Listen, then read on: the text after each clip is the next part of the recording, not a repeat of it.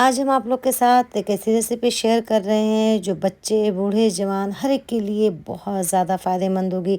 Test तो देगी ही, उसके साथ-साथ ये बहुत ज़्यादा हेल्दी है और सैकड़ों बीमारियों को आपसे दूर रखेगी। आपकी आयरन, कैल्शियम की कमी को पूरा करेगी। इसमें ओमेगा 3 फैटी एसिड है जो कि हम सब के लिए बहुत ज़्यादा ज़रूरी होता है। इसलिए आप इसे अपनी डाइट में ज़रूर शामिल करें। ये बीपी और शुगर वालों के लिए भी फ़ायदेमंद है। तो आप इस रेसिपी को ज़रूर ट्राई करिएगा। अगर एक लड्डू आप खा लेते हैं तो हज़ारों बीमारियों से आप दूर रह सकते हैं। तो अस्सलाम वालेकुम, कैसे हैं आप लोग? उम्मीद है आप अपने घरों में शाद और आबाद होंगे। मैं हूँ फरहाना, घर का जायका विद फरहाना में आपका वेलकम करती हूँ। तो चलिए देख लेते हैं हमें क्या-क्या चीज़ें चाहिए। तो सबसे पहले हमने 2 कप मखाना ले लिया है, आधा कप काजू, आधा कप बादाम, 1/4 कप के करीब हमने गोंद ले ली है। ये छोटी वाली है, आपके पास जो भी मौजूद हो आप ले सकते हैं क्योंकि इसमें एक बड़ी भी आती है और एक छोटी भी आती है। छोटी रहे तो ज़्यादा बेहतर है। इसके अलावा कद्दू के बीज ले लिए यानी कि पम्पकिन सीड, खसखस ले लिया, किशमिश ले लिया है, तिल ले लिया है हमने, घी लिया है, काली मिर्च का पाउडर है, सौंठ पाउडर है, थोड़ा सा इलायची पाउडर है। इसके अलावा सनफ्लावर सीड है, 1/3 कप हमने पिस्ता ले लिया है। इसके अलावा 350 ग्राम हमने नरम वाली खजूर ले ली है। इस रेसिपी के लिए आप नरम वाली खजूर का इस्तेमाल करें जो कि बहुत अच्छी होती हैं और इसको धुल ज़रूर लें खजूर को क्योंकि इसमें बाज़ औक़ात मिट्टी होती है जिससे आपकी रेसिपी ख़राब हो जाएगी और फिर आप इसकी बीज को निकाल लें। तो मैंने बीज निकाल कर अच्छी तरह साफ़ कर लिया है। आप चाहें तो 450 से 500 ग्राम तक खजूर का इस्तेमाल कर सकते हैं जैसा कि आप मीठा ज़्यादा खाते हो। मैंने बहुत कम मीठा रखा है तो ये आपके ऊपर डिपेंड करता है। अब सबसे पहले हम चूल्हे पे रख देते हैं पैन को और उसमें डाल देंगे 1 टीस्पून से थोड़ा कम ही घी। सिर्फ हमें अच्छी तरह पैन को ग्रीस कर लेना है। थोड़ी सी घी डालेंगे क्योंकि ये लड्डू शुगर और बीपी के मरीज़ भी आसानी से खा सकते हैं। तो अब इसमें डाल देते हैं बादाम और पिस्ता और इसे 2 मिनट तक मीडियम टू स्लो हीट पे हमें रोस्ट कर लेना, अच्छी तरह से भून लेना है। 2 से 3 मिनट अब हो चुके हैं इसे भूनते हुए। अब हम इसमें शामिल कर देते हैं आधा कप काजू और काजू डालने के बाद भी 2 से 3 मिनट तक ही हम इसे भून लेंगे कि इसका मॉइस्चर ख़त्म हो जाए, इसमें अच्छी सी खुशबू आ जाए। भून लेने से इसकी लाइफ भी बढ़ जाती है। तो अब ये फ्राई हो चुके हैं, हम इसे निकाल लेते हैं एक बोल में और इसी पैन में डाल देंगे हम 2 कप मखाना और मखाने बिना घी के हम इसी तरह से रोस्ट कर लेंगे। मखाने की पहचान ये होती है कि जब आप उसे हाथों से दबाएं तो अच्छी तरह से फूट जाए तो समझ लीजिए आपका मखाना अच्छी तरह से भुनकर तैयार हो चुका है। तो ये भुन चुका है, अब हम इसे निकाल लेते हैं। अब इसी पैन में फिर से हम तिल को डाल देंगे और खसखस को डाल देंगे और इसे बिल्कुल स्लो हीट पे सिर्फ 2 मिनट तक हम भून लेंगे। बहुत ज़्यादा देर तक तिल को नहीं रोस्ट किया जाता वरना तिल कड़वा हो जाता है। तो ये रोस्ट हो चुका है, अब हम इसे अलग प्लेट में निकाल लेंगे क्योंकि हमें इसे साबुत ही डालना है, इसे हमें पीसना नहीं है। अब फिर पैन में हम डाल देंगे पम्पकिन सीड, सनफ्लावर सीड और अलसी के सीड। ये तीनों हमने 1/3 कप लिए हैं बराबर बराबर। इसमें भी हमने घी का इस्तेमाल नहीं किया है, बिना घी डाले इसे हम रोस्ट कर लेंगे बस जब इसमें अच्छी सी खुशबू आने लगे तब तक के लिए। और हम अलसी को दिखाना भूल गए थे तो हमने अलसी डाली है, आप भी ज़रूर डालिएगा अलसी। अब फिर से हम उसी पैन में 1 टीस्पून के करीब घी डाल देते हैं और घी डालने के बाद जब घी मेल्ट हो जाएगा तो हम इसमें शामिल कर देते हैं गोंद को।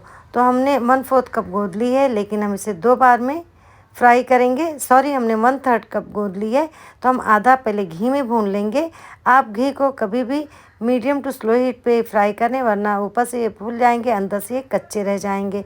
तो आप इसे स्लो टू मीडियम पे फ्राई करें तो ये अच्छी तरह से फूल जाएंगे और ये साइज़ में डबल टिबल हो जाएंगे। देखिए अच्छी तरह से फूल चुके हैं। मैंने इसे आधा घी में भूना है और आधा बिना घी के भूना है। बिना घी के भी गोंद बहुत अच्छी तरह फ्राई हो जाते हैं। अब किशमिश को भी हम ऐसे ही भून लेंगे। इसमें मैंने थोड़ा सा घी बस ग्रीस कर दिया था, ज़्यादा घी डालने की ज़रूरत नहीं है। ये भी थोड़ा भुन जाएं, हल्के से फूल जाएं तो हम इसे निकाल लेते हैं। तो सारी चीज़ें हमारी फ्राई हो चुकी हैं।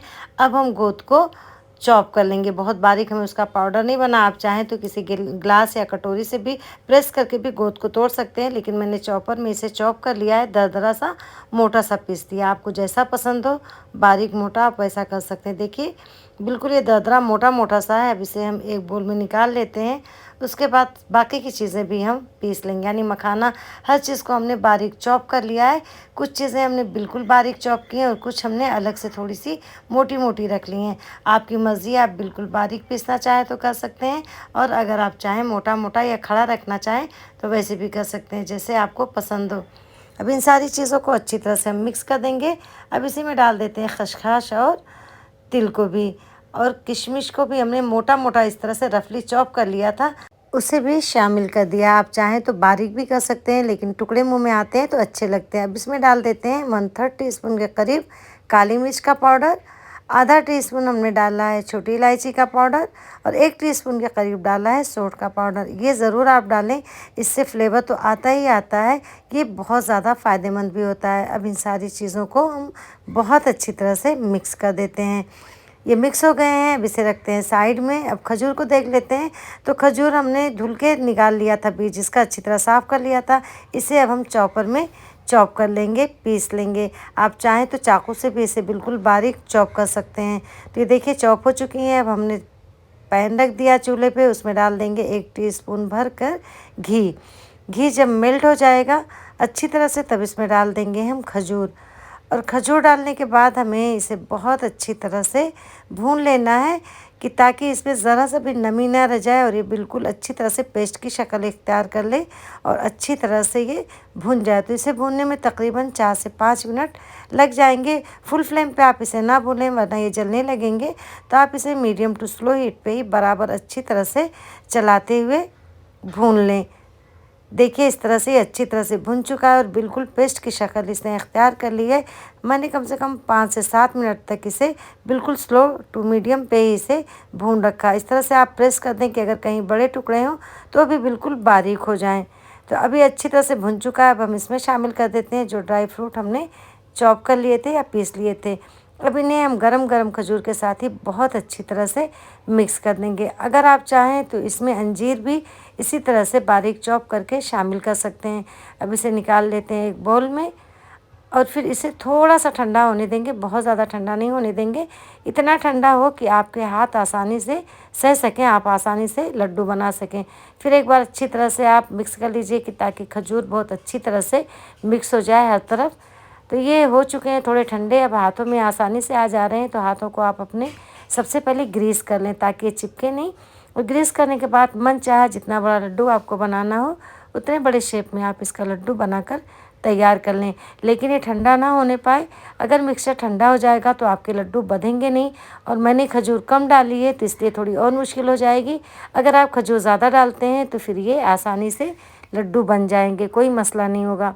तो माशाल्लाह बहुत ही लाजवाब से हमारे लड्डू बनकर तैयार हुए हैं। आप इसे ज़रूर बनाएं, बच्चों बड़े बुज़ुर्गों को खिलाएं, बीपी के पेशेंट हो, शुगर के हों, हर एक के लिए बहुत ज़्यादा फ़ायदेमंद होता है। हमने खजूर भी कम डाली है तो ये हर लोग बड़े आसानी से इसे खा सकते हैं। तो ट्राई ज़रूर करिएगा। रेसिपी कैसी लगी फीडबैक ज़रूर दीजिएगा। रेसिपी पसंद आए लाइक शेयर सब्सक्राइब करना ना भूलिएगा। बेल आइकन को भी ज़रूर प्रेस कर दीजिएगा ताकि मेरी हर आने वाली वीडियो का नोटिफिकेशन सबसे पहले आप तक पहुँचे। मिलते हैं कैसी अच्छी सी रेसिपी के साथ। दुआओं में याद रखिएगा। तब तक के लिए मुझे दीजिए इजाज़त। अल्लाह हाफिज़।